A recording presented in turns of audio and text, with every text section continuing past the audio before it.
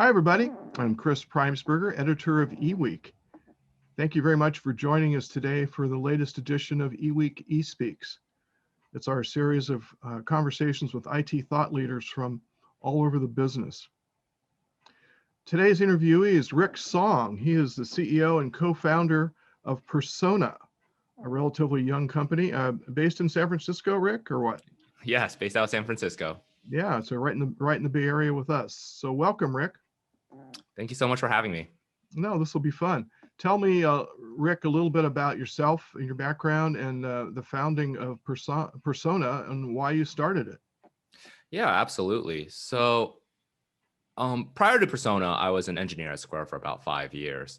While there, I really got to see kind of a pretty amazing transformation of the business from evolving from focusing more so on merchant onboarding and payment processing towards providing an entire suite of services for merchants. And this could be anywhere from caviar for delivery and fulfillment, capital for lending, cash for peer-to-peer transfers, payroll for paying employees.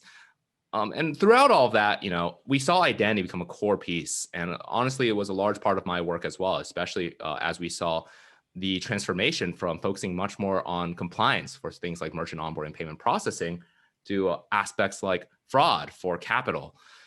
And I think, one of the big takeaways we had at that time was that building kind of a universal kind of a platform to really be able to support any new line of business for Square. And one core thing we discovered was that there really wasn't a one size fits all, a silver bullet for identity. We didn't have anything where, if we use this, we can suddenly use it everywhere across the platform, because at the end of the day, we weren't just focusing on identity from an authentication or authorization perspective. We're focusing on from the perspective of who is this person physically, who is this person, who's the government recognized them as, and all of that. And in a lot of ways, the learnings from that time was the genesis for Persona. So my co-founder and myself, Charles, set out to, kind of solve this problem differently in 2018, in later 2018.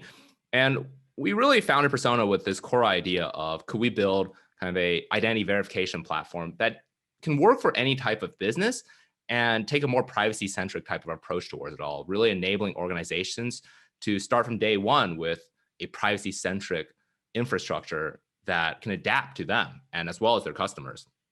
So there are really three core differentiators for Persona. One, we put a lot of emphasis on taking a fully automated approach. And this isn't just for, like cost savings or anything like that. Our fully automated approach really leverages computer vision and ML to, number one, provide a better customer experience. Today, much of the industry heavily relies upon human review to kind of, validate the identity of individuals. But oftentimes, failure doesn't come from like this individual not being who they say they are, trying to be fraudulent. The vast majority of failures actually come from just user error, submitting a glary photo, or mistyping information. So for us, we felt that with automation, you can reduce the time of verification from maybe 6 hours down to a couple of seconds. And the second was really privacy centric. I think the consumer landscape and the thought has really evolved to care a lot more about privacy than ever before, and rightfully so. And we felt that fully automated approach would really enable individuals to feel a little bit more at ease, because there's not someone out there looking at their personal information constantly. And if there's anything that we've learned from the security side of things, oftentimes the greatest risk for any infrastructure is not so much the technology side, but actually the human side. Human error is just so incredibly prone. There's so many attack vectors there. So number one is really around the fully automated aspect. Two, we want to differentiate ourselves much more so from the existing landscape by focusing a lot more on providing a holistic picture of the identity of the individual. And holistic because, one, we aren't defined by a single aspect of ourselves in the same way that our fingerprint isn't us, our government ID isn't us.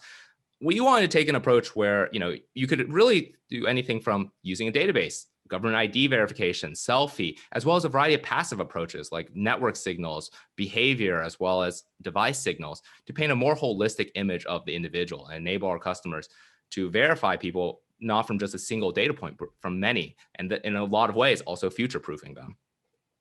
And three, we really took a flexibility first approach. And through that, focusing heavily on configurability to allow our customers to build solutions that make the most sense for their business.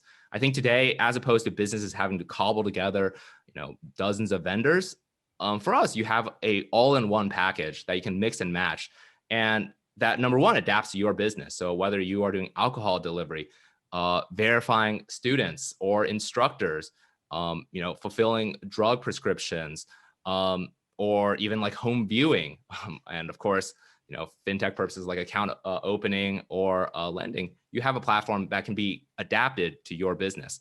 And two, also enabling the platform to focus a lot more on the individual as well, as opposed to this kind of constant tension between having to make trade-offs between conversion and risk, allowing your customers to go through a flow that's really tailored for them, where, number one, they don't have access. They can still have access because, there's fallback mechanisms where if they don't have an SSN available, they can still submit a government ID, and enabling our customers to seamlessly build experiences like that. But at the same time, also be more risk adjusted, where, if you're a celebrity who's a high risk profile individual where your personal information is all out there, if you've been the victim of many data breaches, or your IP address is very far away from your home address, going through maybe a higher friction flow to make sure that your identity is secure. And if you're a lower profile individual like myself or others, making it a little bit more seamless, so that way organizations don't have to constantly make that trade-off.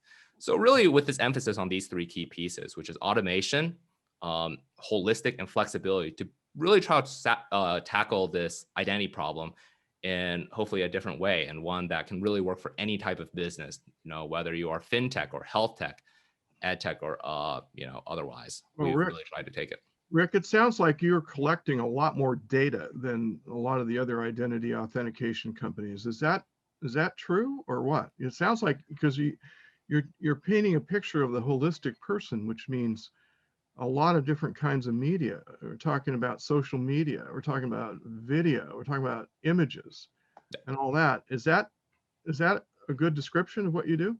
We do collect a lot more data. And with that, we feel as that actually for a lot of organizations, one of the big advantages is that they can really shift a lot of, the effort and liability from their business onto ours, and allowing us to kind of help them manage this business. Because the reality today is that every organization out there is really trying to collect a lot of data about individuals. They're storing it themselves. And I think if any, many of the most recent data breaches have shown anything, it's a lot of effort for organizations to constantly have to rebuild the infrastructure to manage this well. And from a payments background, one thing I always find fascinating is that, in today's infrastructure, you rarely hear about organizations like Stripe leak credit card numbers anymore, because at the end of the day, securing this type of information and managing it well is not an intractable problem. It's actually, it is very, very solvable. The thing is that today, every organization is storing this and trying to rebuild that core infrastructure to manage this data. And as a result, every single time you sign for a new service, you're putting your data even more at risk. You're not centralizing in a place. Right. And within an organization has a lot of incentive to do this right. Okay, so to capsulize here, you've given us a lot of information about what it does. To make this understandable for anybody who's listening, this is a cloud service that you can subscribe to. For a business, would this be good for an individual to use, or is this really for a business? We really focus on businesses, but individuals will oftentimes go through the experience themselves to interact with the business. Okay, so it sounds very comprehensive for sure. It sounds almost intrusive to an extent, because there's so much more personal information involved. So this involves a lot of trust on behalf of your clients and you, because they're trusting you with a lot of info.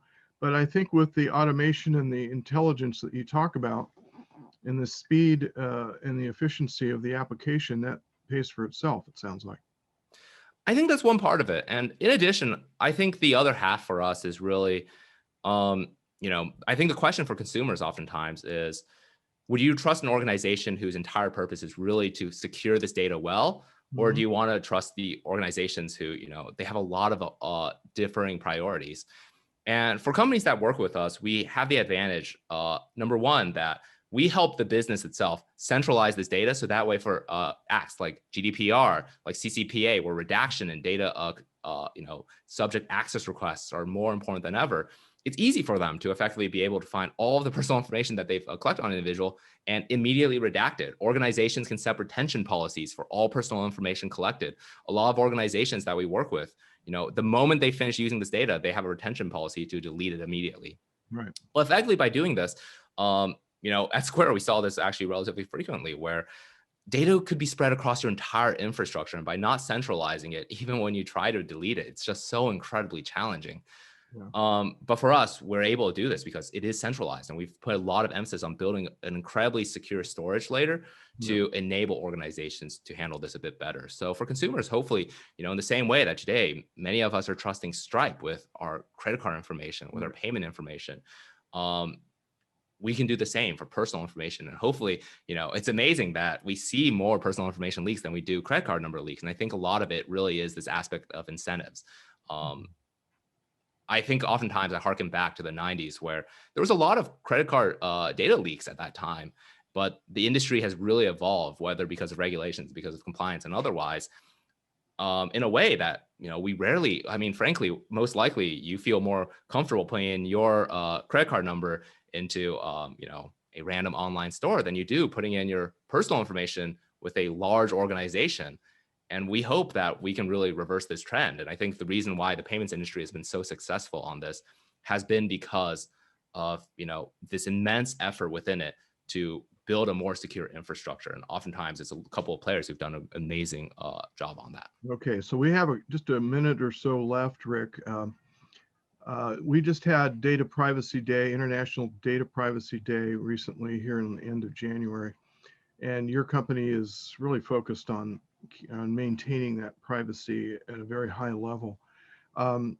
You've said a few things about what the government needs to do to help everybody improve their data privacy. Could you reiterate some of those things that you think the government needs to do, the Biden administration as it comes into play? What does it need to do to help lead the way? I'd say there's a couple things that the administration could really do here.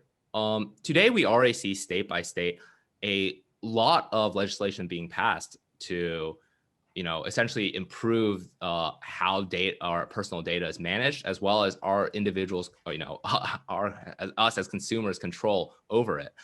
And I think some sort of federal legislation would be really, really powerful here. I think GDPR is a really great first step, especially in the EU. It may be a little bit overreaching in certain ways, but I think it really sets them an amazing foundation. I think that the US would benefit greatly from having something federally that might be a bit more lightweight while still enabling state by state to layer on top of it with regulations that make the most sense for them. Over in Illinois, they have biometric acts that restrict how biometric, as well as disclosures on how this data is used.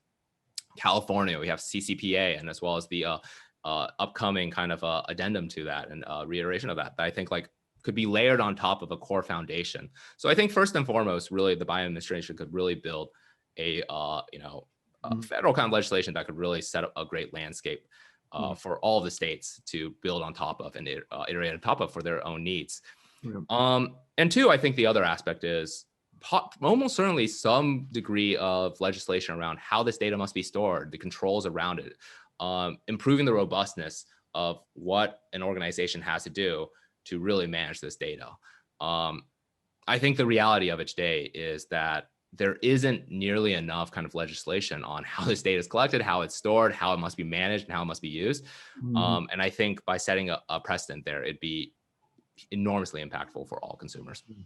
As a former storage reporter at eWEEK, that's what I was hired to do here 15 years ago. I'm very, very interested in data storage in the cloud. Turns out, actually, I was hired right before the cloud came into play with AWS's S3 in late 2006. So I've been covering cloud storage and cloud apps since the beginning. I've seen the evolution of all of this, and it never fails to amaze me what's going on here. But you're right. It's all about storing that data safely, making it accessible to only those who need to have access, and to keep the private information private for those eyes only. And that's what you guys basically do all together. And it seems like companies really need to have an expert or a team on staff to do this, or failing that, getting a company like Persona to just handle it for them, because there's so many changes. And I mean, when the GDPR came out, I think we had 20 or 30 articles about what this was going to mean to the IT world and to the business world.